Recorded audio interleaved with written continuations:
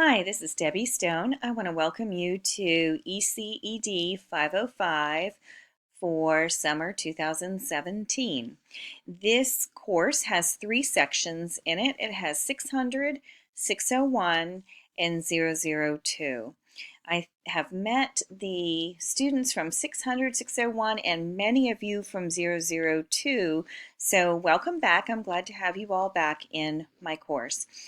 This is just a short video to go through the syllabus and kind of talk about the structure of the course and how it's going to work this summer. I'll do a couple of other videos that go through each of the assignments, but I did want to come on and walk through the syllabus with you. So as always, my contact information is at the top of the syllabus.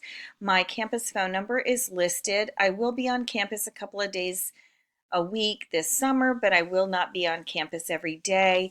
The best way to contact me is through my George Mason email. So please make note of that and make sure that you use that email. Also, per university policy, whenever you're communicating with me and I'm communicating with you, we must use our Mason email. I know sometimes it's just automatic to use your work email or your personal email, but there is a university policy that says we must communicate with each other through our George Mason emails. So please make sure that when you're sending me emails, it's from your Mason account, and when I send you emails, it will be to your Mason account. So that's another important point. Make sure that you're checking your email at least once a day, or that you have your Mason email forwarded to your smartphone or forwarded to the email account that you check often.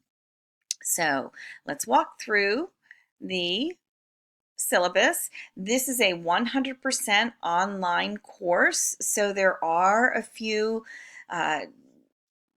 guidelines that you might need to take a look at, so go ahead and scan that on the syllabus. There are some technical requirements.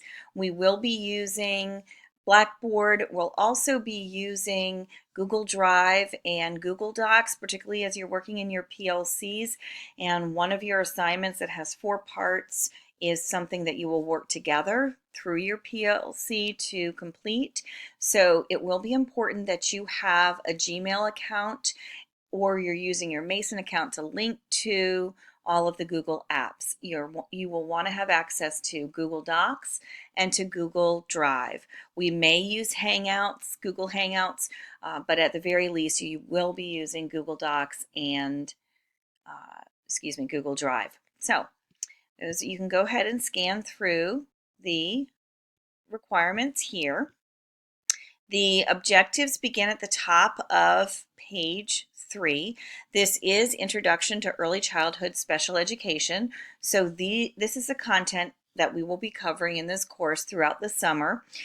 There are other Introduction to Special Education courses, and generally those courses cover special education, kindergarten through 12th grade. So they're really focusing on the span of children's school experience in special education. This course is a little different. It's really focusing on those young children birth to 5 who have special needs or developmental delays. So we're going to look at the infants, toddlers, and young children with special needs in this course in particular. So you can go ahead and scan through the objectives. Next, you're going to see a couple of standards. These are our professional organizations that we look at in early childhood special education. CEC is the Council for Exceptional Children, and here are the 2 standards that we will be addressing in this course. We'll be covering these 2 topics. And NAEYC, or NAEYC, is the National Association for the Education of Young Children, and this is the standard that we will be looking at in this course as well. So we have 2 required texts for the course. The first one is the American Psychological Association Publication Manual. APA is how we write in the education profession. We use the APA formatting guidelines for all of our papers, so everything that you will submit to me in this course will be written in APA format. It's critical that you get this book. This is a required text for every course you will take in the early childhood program. So please go ahead and purchase that because you will be using it. You will need it when you're writing all of your papers. They'll all be written in a research type format, and you will be using in-text citations and a reference list at the end. So it will be important for you to have this manual. Also, Inclusive Early Childhood Education is our textbook. It is available through the George Mason bookstore. So if you're in Fairfax and you're close by, you can run over to the bookstore and pick it up. It's available through Amazon, and you can choose to either rent it or purchase it. If you want to go through some of the textbook rental agencies or organizations, that's fine. That's your decision. But this is the textbook that we will be using throughout the course. We also have a series of assignments. They're really centered on two different areas. The first is the field experience, and the second is the professional practice project. So our field experience in this course is 15 hours in an early childhood special education classroom, because it is early childhood special education. So we really want you to have some experience in a classroom. My 600 and my 601 students, those sections, you are my cohort students, and we've talked before, so if you have any questions, just email me through my George Mason email, and I can work with you on your field experience placements. For my 002 students, make sure that if you're not a contracted employee, that you are going through our field experience office so that I can ensure that you're in an early childhood special education classroom. So again, we have a field experience project. We also have a professional practice project, and there are 4 parts to that project. It is worth 60% of your grade, so it is a significant part of the course. And I will make another video that talks specifically about that assignment, those 4 parts. So the most important thing for you to know and to do immediately is get your field placement set up. So you have to do 15 hours in an early childhood special education classroom. And if you are not a contracted employee with a local school division, you're going to need to go through our field placement office. So make sure you register with the field placement office and ask for a placement in an early childhood special education classroom.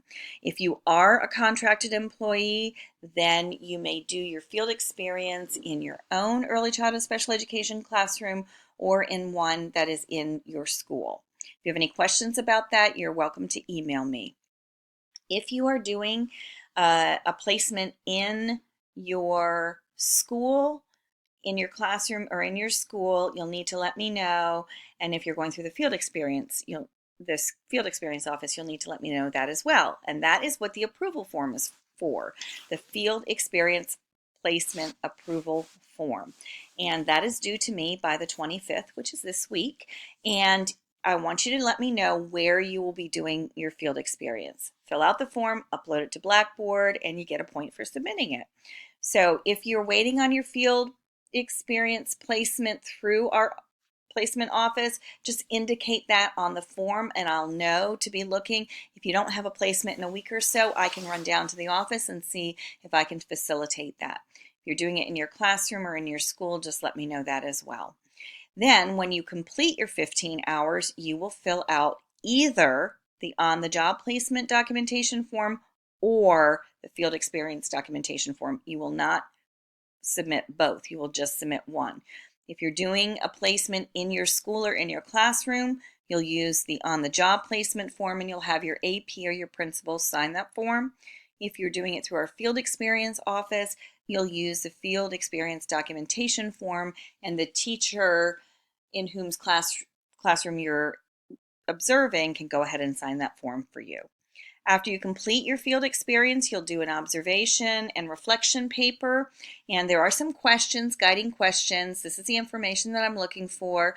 This paper is a five-ish page paper, and it's written in APA format. It's written like a research paper. You will use in-text citations, and you'll use a reference list, and you're going to talk about the physical arrangement of the classroom, the accommodations, how the developmental needs of the children are met across the developmental domains.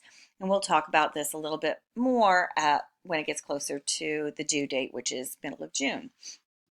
If you get your placement late, I can adjust that for you. So just keep me apprised as to when you get your classroom placement. So the professional practice project, as I said, I will address that in another video. And for attendance and participation, since this is a 100% online course, I will be monitoring your discussion forums, and I will also be monitoring your PLCs, your professional learning communities.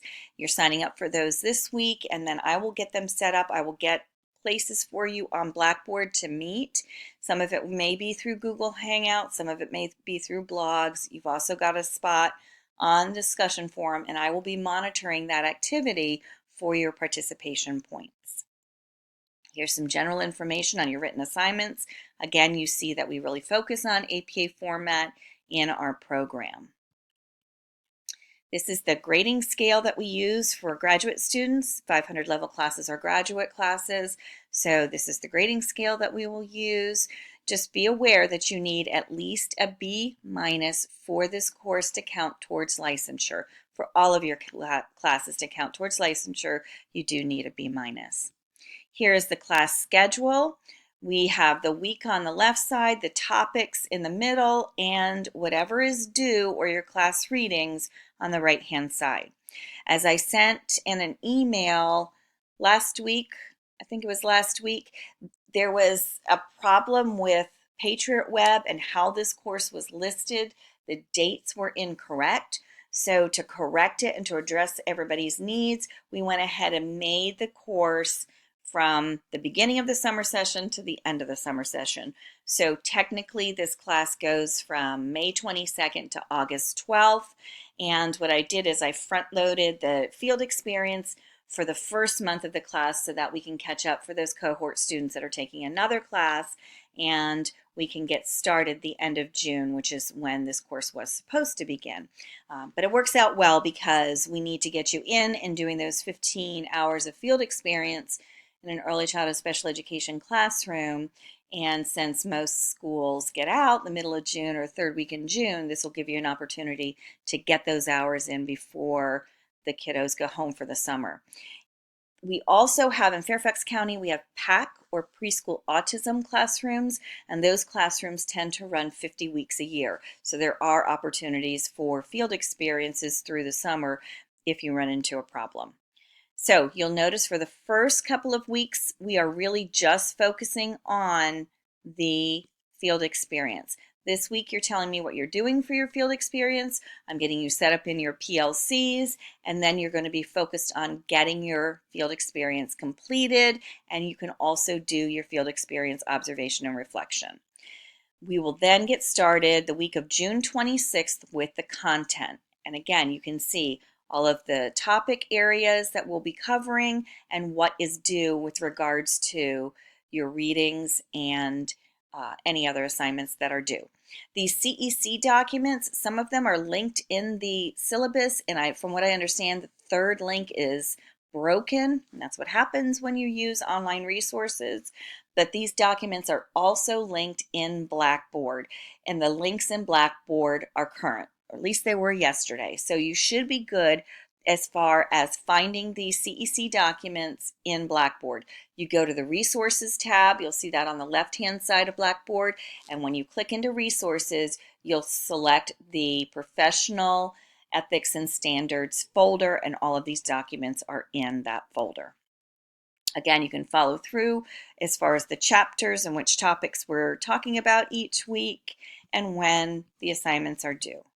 So that is it for now, and that's just an overview of the syllabus. If you have a question that you think everybody in the class or other classmates might have the same question, you can go ahead and post it to the discussion forum, and I will answer it there so everybody can see the answer.